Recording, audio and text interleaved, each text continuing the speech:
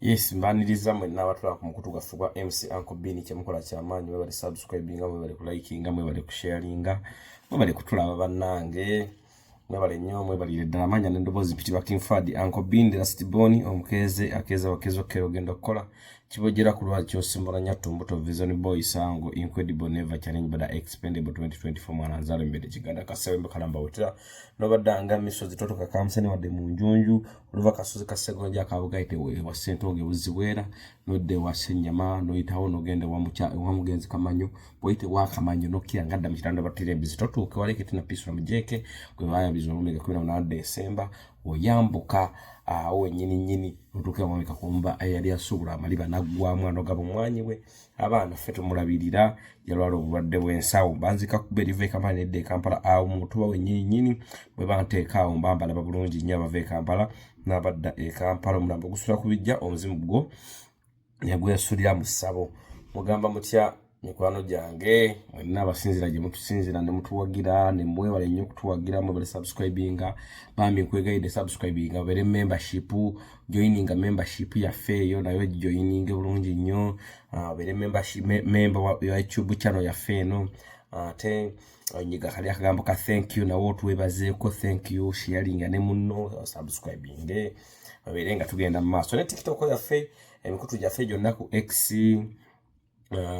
ku Snapchat, Instagram, Facebook, yonna gye tuli TikTok, mwebale kutugoberera mu nsonga ezimu oba ezenjawulo. Yonna wotufunira wotwagalira tubaawo. Mwenna mukulika eyo gye muyitidde abali mu kukola abagituuseeko abali mu shift ezenjawulo abali mu Kampala abali mu North America ashankulabusiza nnyo mukwano ali mu America eyo na Sophie nkulabusizaako Hussein Mundabire wali Hussein Mundabire Netherland Habiba kulabusizaake Netherland ogambo tya kikwano njaga kuuzako nakawes nakawes ogambo tya mukwano li California webale nnyo webale ddala namulindwa MP2B ogambo tya kikwano ogambo tya namulindwa Flavia kwagala nnyo ogambo tya mukyala Hafi Power by the way singa nalina sente nenkola TV ya Uganda oyo mwana abadde tasana kola ku BBS Hafi Power obwongo bwe tebusana kola ku BBS nandijja abana ku BBS awo Lukenge Sharifu Dr. Kwef Hafi Power nembateka ku TV basaba kuba ku TV like nga analyzing ensonga se yogera ku lugambo ne bakola program nga za analyzing ensonga so si ku analyzing lugambo like kati akubanga omwana Hafi Power mulungi ategeera aina point like ebigambo byonna bikola sense so I like this woman so I respect her Dr. Kwef kulamusiza nnyo mbera nnyo ku programu zammwe manyize saga nnyo program zovako ngosese n'ogenda so njala nnyo program kyovula bantambi mwagala nnyo because anotinga nnyo ebintu ebiri historic kitegeeza omuntu owa historic you know ali historic so omuntu ali historic I like it I like this but some people is coming to interview natandika okwogera ebisesa from start to end start to climax n'abeera nga abimu jokes zokka nga ate ne jokes no tezikola sense ezikola makulu just laugh is not it's part of life but it's not necessary sometimes but we change some YouTubers mu changing emuko tetwaga nnyo kuseka after kuseka omuntu afunye ekimu ku program yo after kuseka ojja kujosese busesa after kuseka never so byebyo bantu bangi benjagala Uganda bankolya bulungi somehow but njagala nnyo ekintu ekimakinga sense njagala nnyo ekimakinga sense njagala kwebaza Ssaabasajja Kabaka Ronald Mwena Mutebi Cuucu bene omwana wa Naminene webale Ssaabasajja kusiima n'otwebaza abaana ba diaspora noga nti abavubuka mwebale kukola ate byetukola Ssaabasajja kitegeeza abiraba bannange nzaani asiimibwa omwana wa Irene omwana wa Mutesa muzukulu wa Irene taba omwana wa Mutesa neyanziza nnyo Ssaabasajja ogunde olabyanga ddala haiki wa mirembe nze Kawooya musajja Kawooya sijagama musajja kuba musajja otaba na muziro nze muzukulu wa Kasujja nze mutabani wa Kakumba nze ava mu lujja lw'Erifazi Kibirige mu nyumba ya Kakumba mu lunyiri lwa Kalute mu sigali abakazi lwendo mu mutuba gwa Munzi ebujjajjange oba ku kika oba jensibuka kika gye kiva ebusujja mu Busiro awetera Kakiri nomangadde basuulite busujjaawo ku Galamidde awo weva nze muzukulu wa Nanfuka maama nze kennyini webale kusima Ssaabasajja noga nti abaana bali mu diaspora abavubuka ate nga nkyali mbula kalevu myaka 28 teyiba mingi kiriza mbalibwa mbavubuka Ssaabasajja webale kulaba programu zange webale kulaba bintu bino webale nnyo webalire ddala Ssaabasajja ogunde Ssaabasajja Cuucu Lukoma Nantawetwa Semanda mbaze zimenya amanda ate nezigayunga aibene Namunswa Kalima Kansinja aibene liso lya Musota liso lya Nyanja Kateebe Busebuufu bwango Kigere kya Nvubu ojekezaamu evuddewo Ssaabasajja kisikirize kya Katonda gunda wangaala tunakusabiranga we tuligwa woligwa tulimala kuggwawo Ssaabasajja embazo okutuukako wadde engabo zaffe zirimala kwatika effumu okutuukako Ssaabasajja tetuli kulitiiririra tetuli kuvaamu tetuli kusuulawo tetuli kujeemera Ssaabasajja tetuli yewaŋŋamya Ssaabasajja tetuli kulaba mu kamwa tetuli nyoomanga kigambo kyo Ssaabasajja Kabaka tunaatambuliranga ku kiragiro kyo Ssaabasajja tuli basajja nkwatangabo emikono gyaffe tegiyitiirirenga tetujjenga mikono mu ngabo mpaka ng'olutabaalo luwedde tetutyenga lutabaalo lwonna Ssaabasajja kkiriza osiime okwebaza kwange nako kukutuukeko neyanziza nnyo Ssaabasajja neyanzeege kati abalumu bagenda gabini weebazaaki ensonga temwazirabye empozi Ssaabasajja yeebazizza kamala okunoonya Ssaabasajja muwulire Ssaabasajja ng'ayogera kubanga mujja kugamba Bini alimba nanoonya bannange eriwa network egenda kunsumbuwa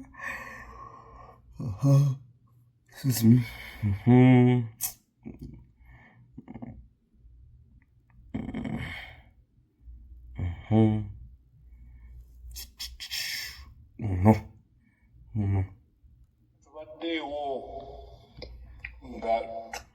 By the way, nga tetunnagenda wala njagala muwulire speech ya Ssaabasajja mwe abatugamba abavubuka tweyogeza abamu temwategedde speech eno naye listen carefully. Tetubaddeewo nga tuli ebweru mu kujjanjabibwa ebintu byonna ebibaddewo tubadde tubigoberera bulungi. Olugero olugamba nti enkuba eryokanga n'etonnya ne tulaba ensiisira bwezenkanya emyoyo. Ssaabasajja yali tasuubira bataka kugenda wa Museveni kubawa ttaka nga Ssaabasajja yakwata ettaka ery'oku 7 ku mbuzi n'aliwa abataka. Ekitegeeza abatakugenda Namibia Ssaabasajja yagamba temutuuka. Nabagamba Katikkiro yasookayo Namibia Kabaka nga tayagala mmulaba. Naye olw'okuba nti kati Kabaka ali diplomat tayinza kujja kwogera bigambo bino byetwogera. Alina okukwata obubaka n'abo like Kabaka awa obubaka omuntu ali diplomat nga mukulembeze tayogera nnyo nga Katikkiro like because amanyi ekivaamu mukola influence amanyi ekisobola okuvaawo ekireeta obuzibu. Kati n'akirekera abagezi ne bakikenenula ne bajja ne bakigamba abantu nga Babbini. Listen carefully. olugero olwo lutuukiridde. Bulijjo tubakuutira okwegatta, okukuuma n'okussa ekitiibwa mu nnono n'empisa zaffe. Wano omulabe w'ayinza okuyita singa tugayaalirira ensonga zino. Embeera gye tuyiseemu mu myezi egiyise eviiriddeko abantu abamu mu butamanya oba mu bugenderevu okuvoola n'okumenya empisa y'ensi n'okweyisa mu ngeri etisaanidde. Bakoze ebintu bingi okuubisa abantu baffe ebikwata ku Nnamulondo n'Obwakabaka. Owulira gwolooza baani Ssaabasajja bagamba okuubisa, because obeera omanyi ekikwata ku Nnamulondo gwe n'oteekawo ekirala owuubise babbiini. Genda mu maaso Ssaabasajja, siima. Kino kya bulabe ddala. Abantu abo musaana okubeegendereza ddala. Tubalaba. N'olw'ensonga eyo tujjukiza abantu baffe ensonga zino. Ekisooka, ne Kabaka mumuwulira engeri gy'agiramu emimiro gino. Are you realizing the voice of Ssaabasajja? Kiraga nti emimiro gino mirwadde. Emimiro mirwadde. Gikala. Buli kaseera giba gyetaaga amalusu. Tojja kitegeera. Kyetaaga very wise. Kabaka alina emisoso n'enkola egobererwa ng'atuula ku Nnamulondo, era Kabaka talondebwa bataka abakulu ab'obusolya.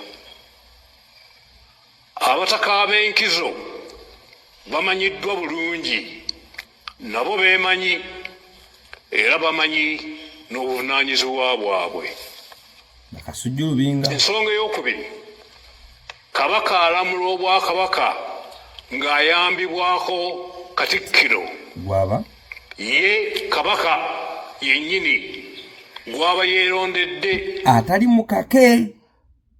Ye Kabaka gwaba yeerondedde atali mukake. Tajja kugamba atali mukake. Tugenda kwogera ebigambo bino nga like tugenda kusooka tubibuulireko abagezi, kati abagezi babibuulireko abagezigezi, kati abagezigezi babibuulireko abagala okuba n'amagezi, kati abalina okuba n'amagezi babibuulireko bannaabwe. Tugenda kubiyisa mu mitendera nti Kabaka alamula Obwakabaka ng'ayambibwako Katikkiro. Ye kennyini Kabaka kennyini gwaba yeerondedde, si gwe bankase. Waliwo Kabaka either waliwo Katikkiro omukake, waliwo okulwanira obwa Katikkiro kati. Era Kabaka taba na musigire. Katikkiro Mayiga wavaayo n'otugamba Kabaka waatali wooli. Muleeta abakulu mu misinde gya Kabaka noga nti Kabaka yasigidde ono omusigire wa Kabaka.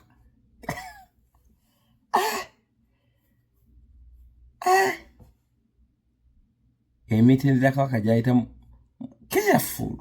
Wuliriza bulungi. Kabaka taba munamuki na musigire. Kabaka waatali wendi no. Eyo entebe bankalu. Ate abaayo Kabaka abaawo tasigira. Kubanga Obwakabaka bwa Buganda Kabaka nabajja omikono mu ngabo. Tebusulirawo nga tebulina Kabaka. Kabaka nabajja omukono mu ngabo tebusulirawo nga tebulina Kabaka. Kitegeeza Kabaka abaawo 24/7.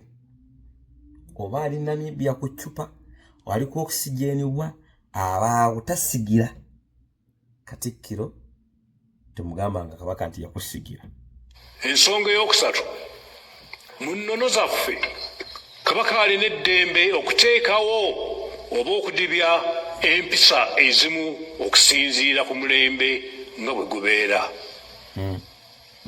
Eno emessage nze ndaba ng'egenda ewa Kasujju Lubinga n'abataka abamu, abantu abamu sigambye nti gyeraga naye waliwo kirabika Kabaka ajja tukoleko gino emikolo n'agamba tugireke tugidibiza naye. Anyway, twebaza abantu bonna n'okusingira ddala abavubuka baffe abo bonna abali emitala w'amayanja olw'omukwano n'obuwulize eri Namulondo.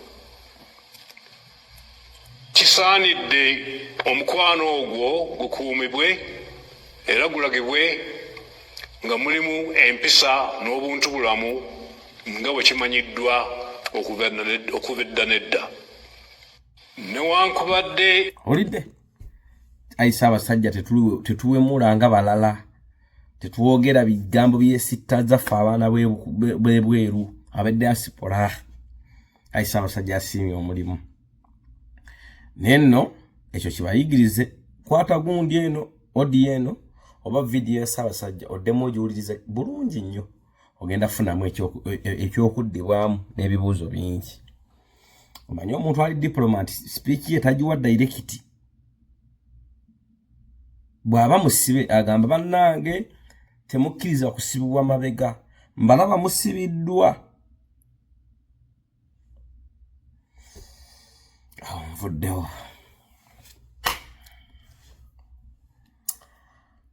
Waliwo ebitambula mu Uganda saganya bbiwa budde naye kambiseemu ku video eno katono nnyo.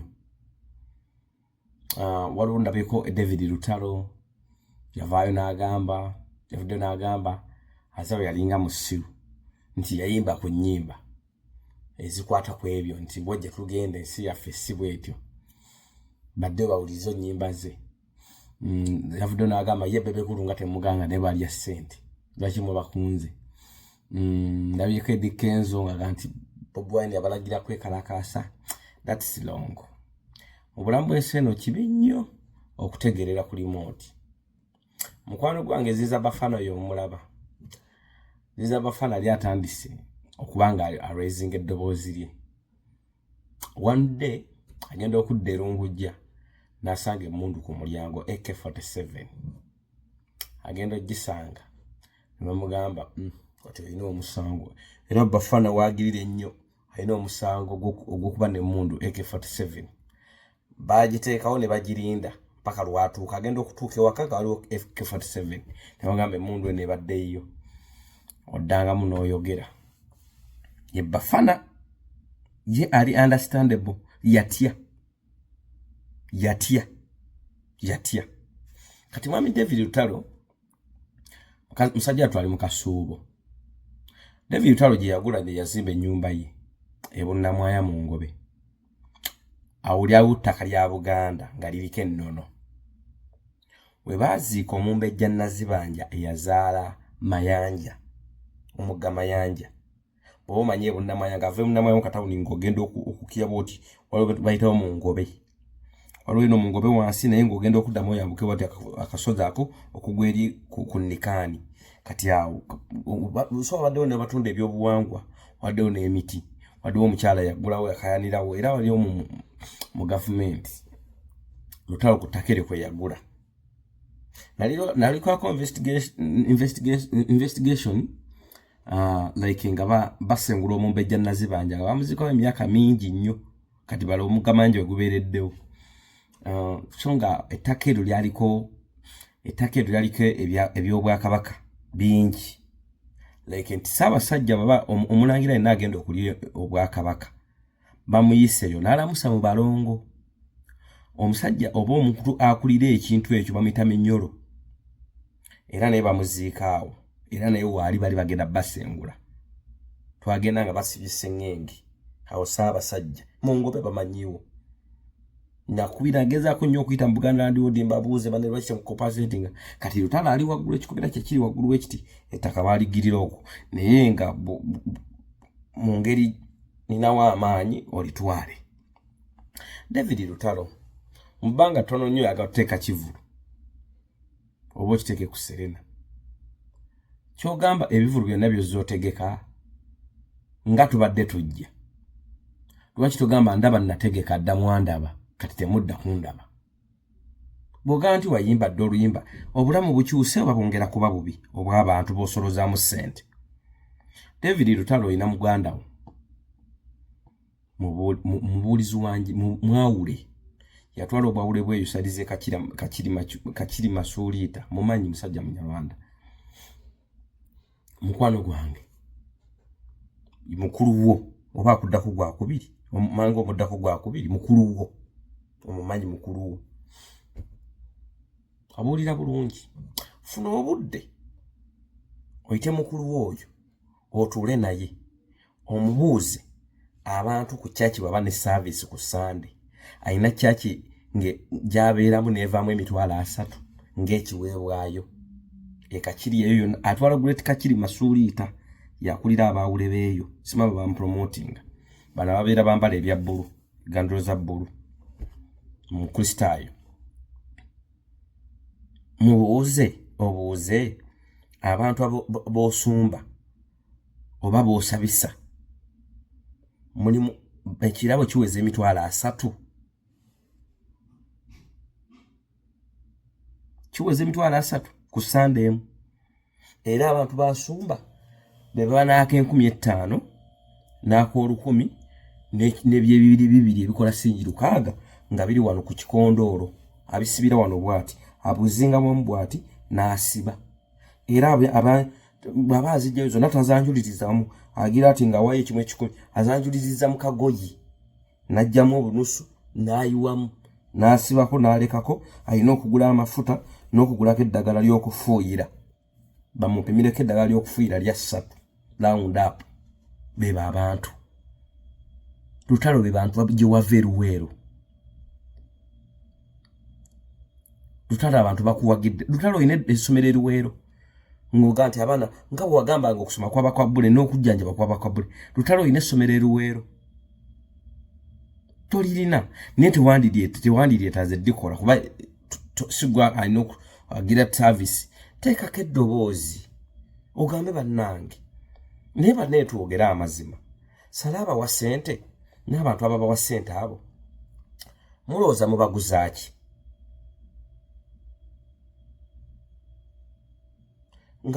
nga tujjawo okuba n'obwongo obutono omuntu akuwa ssente omuguzaaki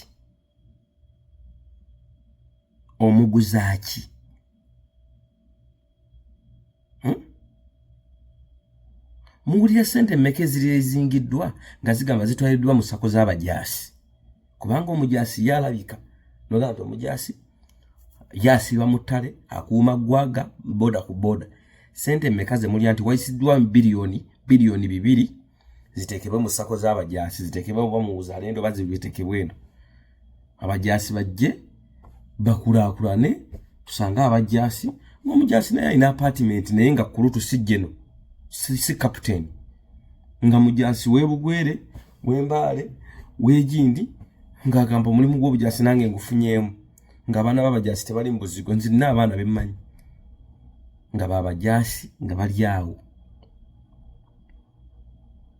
bali awo ndaba gundi muwala wa Kiggulu asiba ku TikTok ng'alaajana nti alina baganda babali Sudan batasoma nasoma singa kati amagye galina amasomero oba mwana wa mujaasi yafa oba mujaasi yafa abaana service za bwerere ez'eddwaliro ezegundi ez'okusoma kwa bwerere balina facilities kubanga taata waaba yasavinga eggwanga gwate tusavinga na ggwanga omuyimbi kubanga tokyasavinga ggwanga omuyimbi yali yasavinga ggwanga ng'aleeta delivery mu luyimba obubaka bw'abantu nti bw'ojja n'oyimba mudde ku Katonda va mu mukwano tugenda kwegatta oyimbye omukwano tweyagale kayimba akaweereza mukazi wange ankwane kaweereza bba wange anjagale twegatte tuzaale abaana basomerewa omukazi azaalirewa mu disco kasito bannange bannayuganda mutandika ozira ebivulu by'abo abayimbi nabye Dikenzo nagamba mbo batugamba mutugende kutekalakasa tetuyinza kwekalakasa ani agambye wekalakasa Dikenzo tulina abantu baweda basatu wenza gamba bagende bekalakasa bekalakasa Kenzo jukira mu Uganda we yafiira bwe yali afaanana muno obulwadde bwogamba yafa bameka abali awo Kenzo funa obudde webika ekikoofiira kuba tuliwa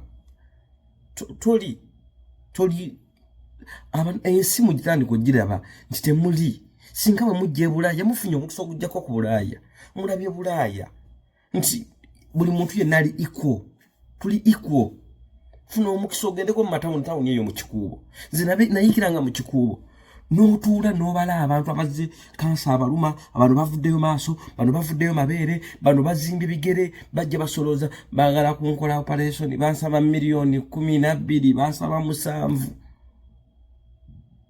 nga ffe banansaba omusolo ffe twalisere okuyamba nga tete tumanyi bazinaawera mulimu n'abaafuna emirimu nga y'omulimu gwe kukwata muzindalo kutambulira ku mulwadde wa kansa ono ekyenda baagala kijjayo omwana ensigo zaabulira munda muyambe ng'amugamba commission ntwalako commission mwe bali omusajja mumanyi mu tawuni omwo yakwata kizinda aragamba bwe tukola 10 otwala 8 oba otwala 6 ena jange nti kale baka sende weziri gwayo yamba omwana ono ekyenda kyafuluma kweri mulira mukabira mama Fina tuyambe tuwo obuyambe ni mama Fina akuyamba yetaaga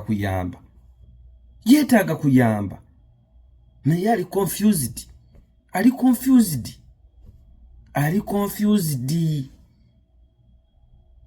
ensi yonna eri confused gwe weebuuza ogenda mama Fina akuyambe naye gwe wali olabyeko Fina ng'akoledde taata we birthday wali okirabyeko kale mama Fina ayinza okuba yakya taata Fina ne Fina status sijali ko olyo beko nga bagamba birthday ya tata Fina wali ogirabyeko kigeza nabo bali confused nibe bantu mutuyambe kati mudukira base kinomu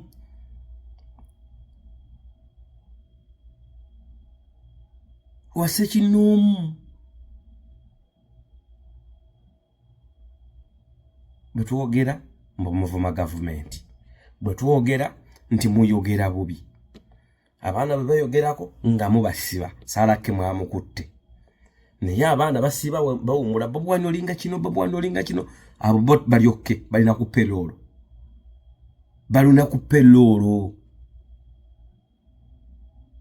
abawumula aba opposition ng'oli alina kuvuma aba opposition mumuteeka ku peloolo wafande damulira ne muteeke wa am ne muteeke ewani ne mubateeka ku peloolo abafuma opposition ebigambo ebinene bwe biti abaana bali ku TikTok abamu beekolera nako begadangira okwo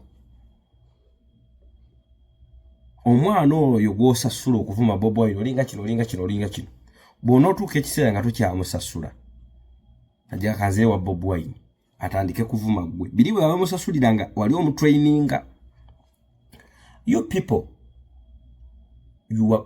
we're going to face in the bad generation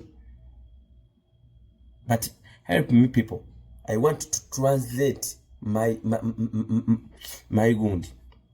message akakiiko akakulira eddembe ly'obuntu mu nsi yonna n'abalwanirizi b'eddembe mu nsi yonna Uganda egenda kwolekera ekiseera ekizibu ekyekitta abantu nga kisinga n'ekyeri e Rwanda kyendabye kyendi ndi mu kukiraba wano omwoyo alina kyandaga Uganda egenda kwolekera ekiseera ekizibu ebyo bagamba atesobola tuli mu ttaano tulina bambega bwe bati mukwano bambega beegatta bazadde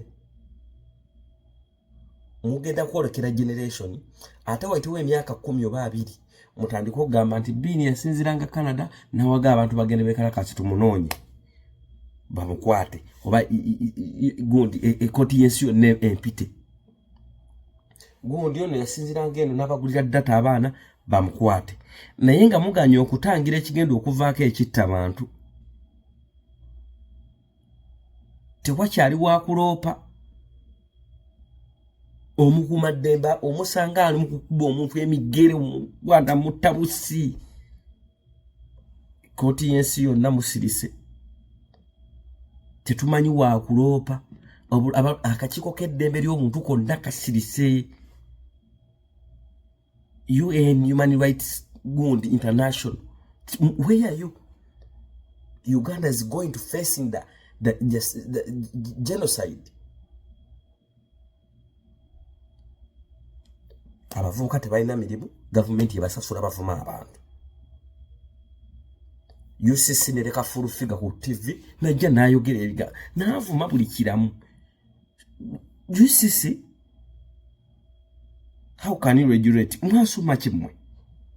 Mwasoma ki? Kati generation gye mukuziza yeno. Omwana bwazaala omwana takyamutwala wakitayo mutu malinnya. Amutumira ku church oba mu kkubo, sina ku church waka. Bwaba lubuto ne ba celebrating wundi. Ne ba celebrating bagita batya baby shower. Na luzaala ne bamutumira omwana amanya ye Samu ne bamala omwana nazanyira mu bound aleta ina kugenda wa neighbor omwana nakula nga talina mukwano. Omwana nakula nga talina ddiini ng'obudde abumalira ku game. Kyokka ate talina mulimu. Mwagala mukope enkola y'abazungu naye abazungu bateeketeeke ti omwana nabwana akwata laptop agamba ngenda kukolera essaawa 6 ng'ali ku laptop waka. Njakola ne Amazon ti nze nga nza akwata request za baka client abagala ebintu nga wadda ku game. Owo ogenda mukuliza ku game e Uganda amale kumalako emakerere talina mulimu. Yensonga lwaki nti kakati abaana bawala ogenda basanga mu kaliyoki ng'afuna emitwalo 2 najja nakweyambulira. We going facing the genocide guys.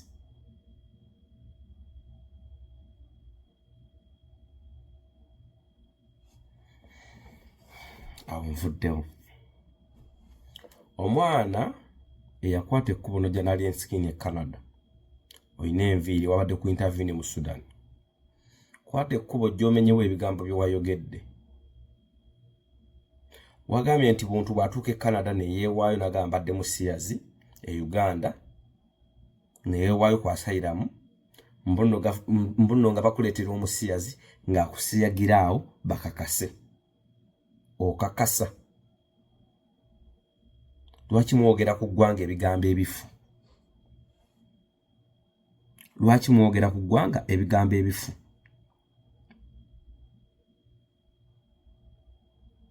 Lwaki mwogera ku ggwanga ebigambo ebifu? Kyovula mukama wo Aliyeski yagamba ye passport agenda Georgia.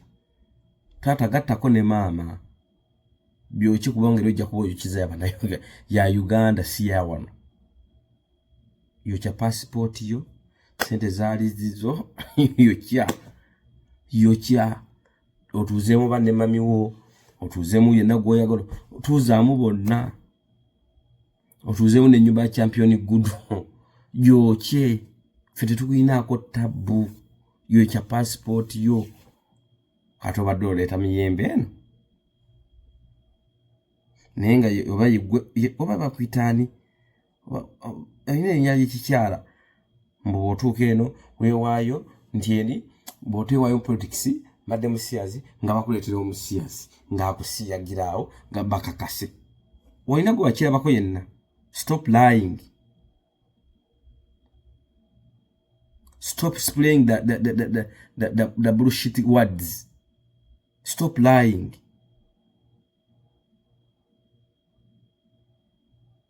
Anisiri yafuka ya kulimba kati si ya kulimba. Evidence. Do you have evidence?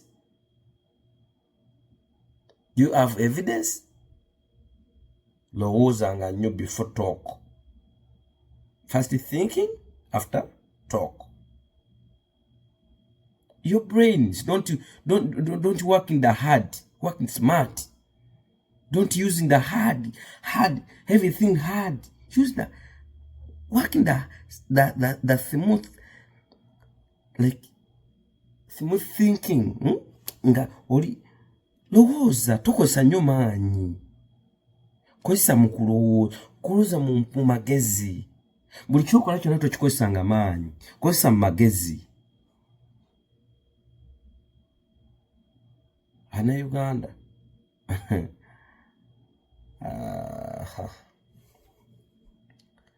mfaanana k'abasungu bagamba Yesu agenda kukuuma akulabirire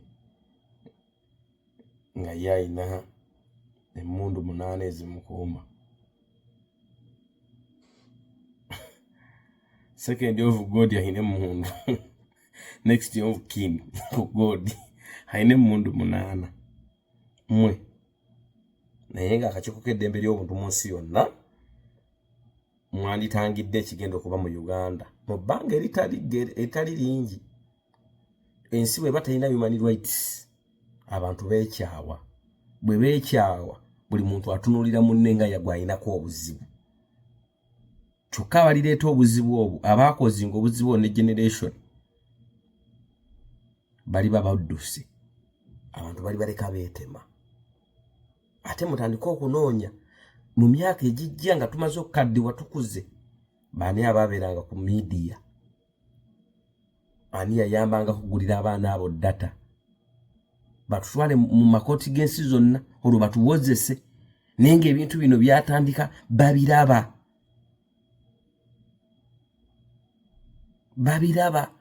Waliwo omukyalo omu ya minisita yagamba mwenjalo zegwawo bubi nga tutegedde eggwawo tugitegedde ne tugirinda tubbireko.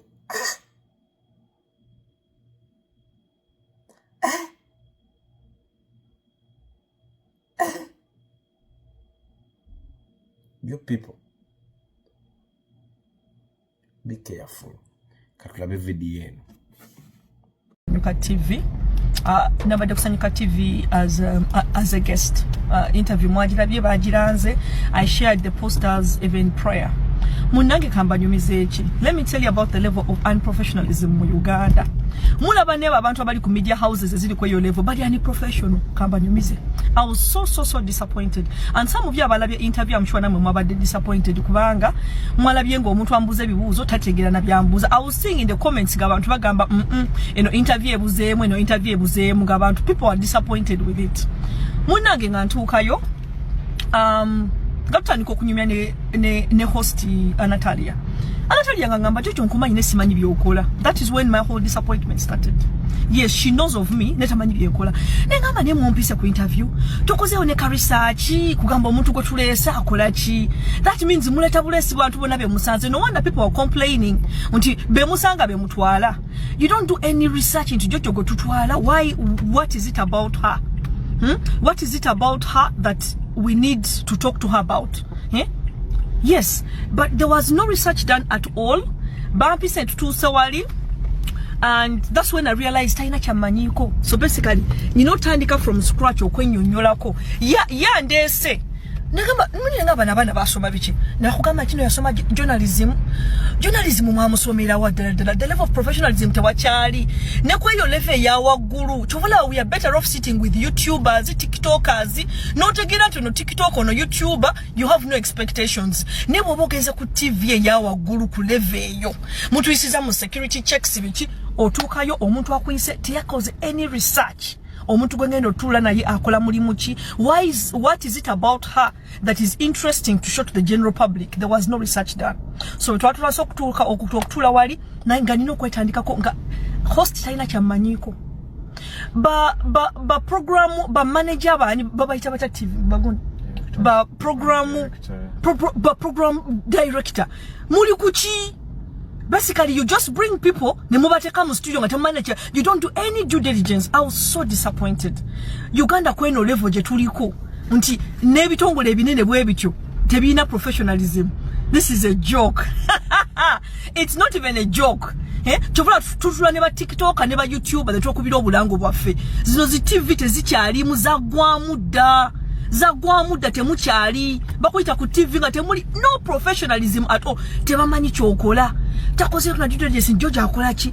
She's a brand owner, brand chi atunda mu biguni natusa wali nga zalina okwenyonyola kunga talina kyamanyiko at all. Amanyi bumanya kino Jojo Taylor.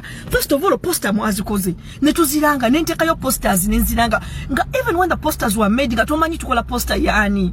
Who is she? She owns a beauty clinic in UK. As who? Aina clinic e Rugogo. What does she do? How many people? Ngata ina chairman. Nebintu byetuna gatabimanyi tamanyi na toothpaste nga n'abantu abali mu audience bonna bamanyi. People were telling me that your interview twagitegeddeeyo munnange temwagitegedde. I feel your pain kubanga nange nabadde I was disappointed. Natandise okunaletinga bisitole byenda letinga buli kaseera akyasinza ate okunyiiza. Interview ewedde bataddeyo gundi post. They think that chebataddeko ensira. Oh no, Jojo wuno atubulira babu yafuna omuzungu we. Is my husband a point of interest to the country? Is the husband I have a point of interest into gufuko omuntu omukulu nga mutaddeyo post yamwe? There are so many things we do. Byosobola okulaga omwana to motivate, to inspire omuntu omukulu gwabadde ku mwami wange. Njojo atulira nga byafuna omuzungu. Is it special kuba n'omuzungu Uganda mukyali kweyo level? Untino mwagala okwogera ku muntu achievements zaakoze ng'omwami yakulembera. So mami simukulembeza. I talk about my achievements, my products, the products that help people. Clinic yetukoledde abantu okubaddaabiriza ensusu. Ebyo temubyogerako. Omwami yabadde topic of interest. Mukyalina inferiority complex tuno okuba n'omuzungu kintu kyakabi gufuka mutwe mukulu. Neze the lack of professionalism gwe ngendo okwogerako nti natuuse wali nga tebamanyi kyenkola bampise basically bana abantu balonda bulonzi bantu ku street oyinza okulowooza ngenda ku TV special. There is nothing special going to a TV. There is nothing. Bajja kulonda buli muwamba tutu batwale. There is no research. Natuuse wali nga nzali n'okwenyonyerako ba program director mwaswadde mwena mwaswadde kati nze okubulya the nation zino TV za gwamu bobagala ku promotinga kintu kyo nonya YouTube TikTok otule nayo olange kintu kyo bana abantu TV temukyali musibe bulungi zengenze kola.